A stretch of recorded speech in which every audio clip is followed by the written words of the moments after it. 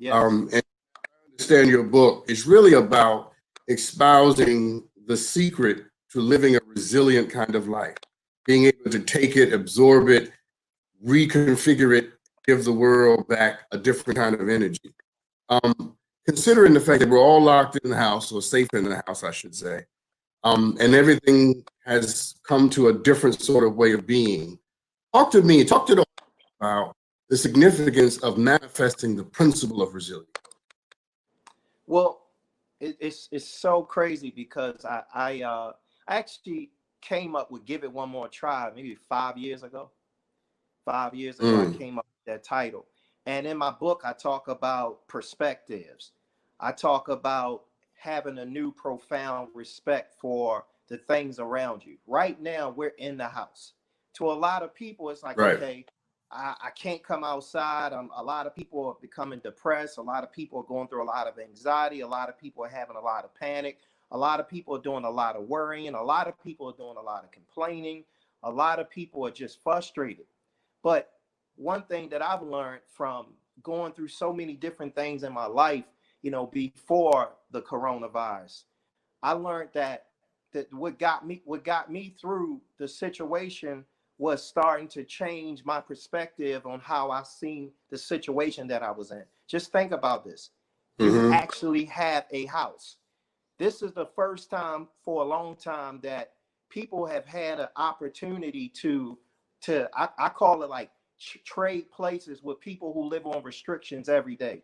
There are people who their normal lives is the fear of catching something because they naturally have a weakened immune system. There are people who every single day live on tons of restrictions. They live on lack. They can't go out to a restaurant because they don't have the finances. They can't take a vacation and travel to another city because they don't have the finances. In their house, they can't go to the market because the money is they don't have enough. So there are people who live in a state of fear, a state of anxiety, a state of the unknown, restrictions every single day. And I think the entire world is getting to trade places and experience life on the other side of people who live with restrictions every day. So this moment right here to me is great.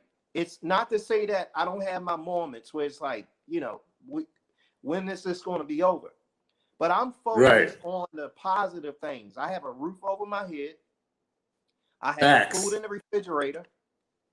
More I can turn facts. the heat on and off. I have Wi-Fi. 3 facts. I have a television. And I'm not in prison. I'm in my house. And I'm with my family. And I get to cook all day. Breakfast, lunch, dinner. And I even picked up a skill. I learned how to make bread pudding. So, yes, we're used to saying, okay, cool. It's sunny outside. Let's go downtown and grab some food. Let's go to let's go to the club. Let's do this. Let's do that.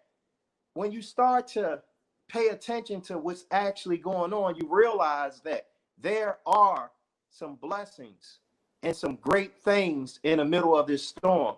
If you would just pay attention and change how you see this situation and see it for what it really is. Sometimes we can become a little bit too emotional and not logical. Clarence, let me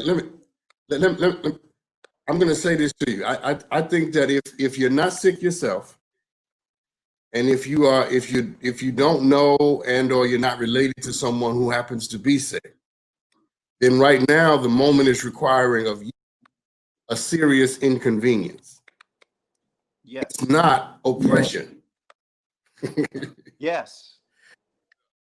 You know, and I think everything you just said has so much wisdom in it, because it is critical from my perspective that people walk out of this understanding that finally the majority of us get to experience what some of us have had to live with for a long time. A restricted life, a life of boundaries, a life always determined by somebody else's margin. Yes. Hey, brother, if we disconnect it right now, we've done enough on this interview. That's facts.